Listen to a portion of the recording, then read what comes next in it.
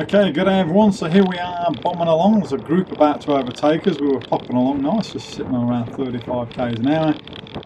And then this group decided to pass us. So this is good though. This group were popping along okay, you know. And this is good because it lifts your game a bit. So we decided we'd go and chase them down, jump on the back, and have a bit of fun. This is what all your training's about. So jump on the back now. Some of them are struggling to hang on, as you can see.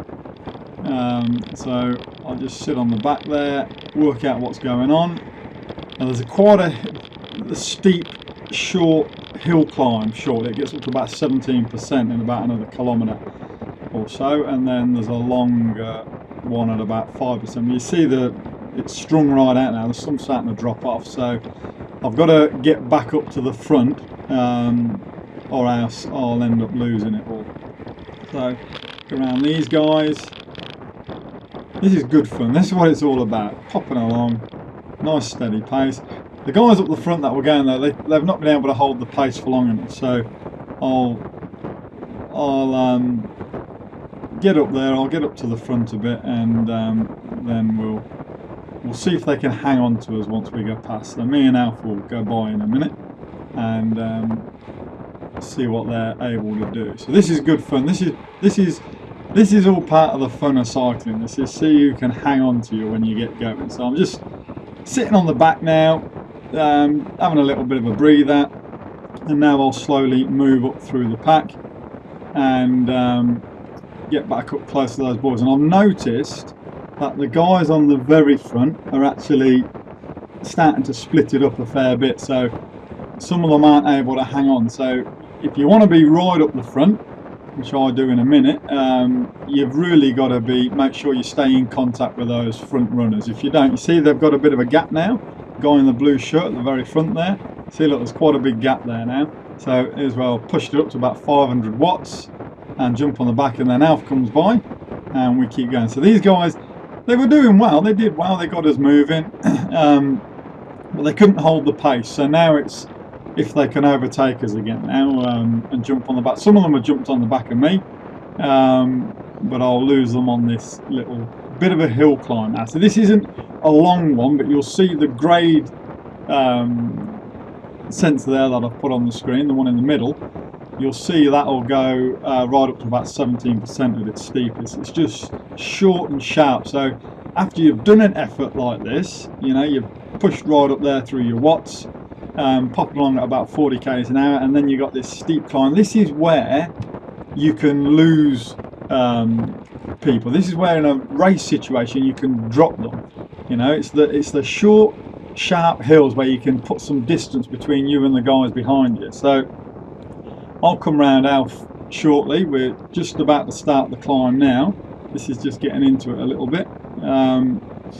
So I'll just come by now and I make my move. So I now use all these other guys as a bit of a target to catch up. So there's a group in front, another group, a set of three.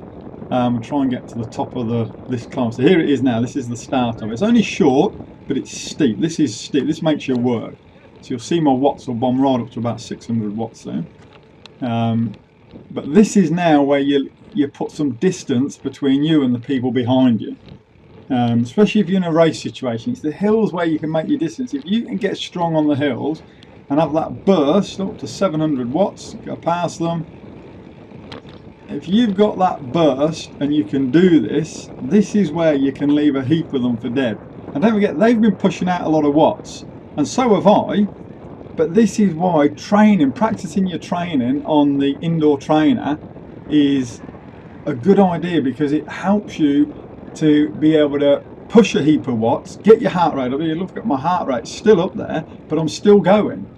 And the guys behind aren't able to hang on because they're not able to maintain that pace after doing a burst and then continuing it on. They're not able to do it. So there's no one overtaking me. There's no challenges. They've all gone. So now I've thought to myself, okay, I'll make a good long effort out of all of this and have a bit of practice. So the guys behind are gone. They're out of it. In the end, when I get to the end of this effort, there's about a 6-minute gap I've put between them. so I'll come down now. I've seen another group of guys up the front there, and the next hill is about to start. So it's just coming down a bit of a downhill into it, and then we'll start the climb. So there's a group right in front there, and now I'm thinking to myself, right, okay, I'm going to use them as my next target. So they're the ones now that I'm going to try and chase down. And they were moving along though. These guys up the front there, they were popping along good, you know. And this is the beauty of it. When you get some strong guys like this, try and chase them down.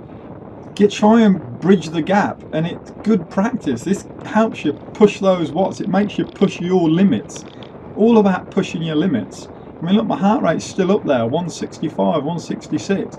It's making you maintain that more intense pace, whereas normally if there was no challenge, you're probably going to go up here and go, oh, I'm absolutely knackered, I'm just going to sit back and recover. But I mean, look, first guy, take him, so we'll go around him. There's another 3 up the front there. There's one more that I'll pass now, just on the left, just coming up. Again, this is not a long climb, but it's just enough to make you have to work. I mean, I'm up to 400 watts, so I'm having to do some work to catch these guys up. Heart rate up at 170. So, you know, I'm full on working here, and I want to try and get those guys ahead of me. That is my plan now. That is the target, to get those guys ahead of me. And this is ultimately how you get stronger. It's about understanding your zones, knowing what your thresholds are, knowing what you can hold, knowing how many watts you can hold, and gauging your watts. So I've just caught these guys now. So this fella here has had it, and then the 3 up there, you can just see them going around the corner there. They're the ones that I'll have a bit of a race with down the other side. So there's a nice long descent now. This is good fun.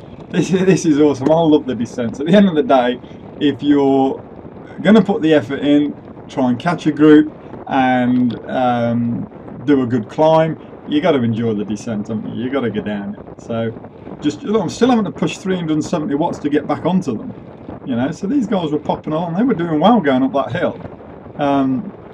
You know, these guys were good. So again, it makes you push yourself. This is the beauty of trying to chase people down. It makes you push your limits. It makes you go to that extra bit that you normally wouldn't. So, you know, if you're popping along with your mates and, you know, you're not really doing a great deal, you're just having a slow ride, it just, you just sort of sit there and you do that. And if you do that all the time, that is what you will ultimately be as a cyclist. You've got to be pushing yourself. So up to 470 watts again. So I'm doing another effort up to 400 odd watts again. This is going downhill. So leave those guys behind. And now there's a few more in front, and you use the next one as your target. So here's another guy, just get into a bit of a tuck now and have a bit of a breather. So this is again about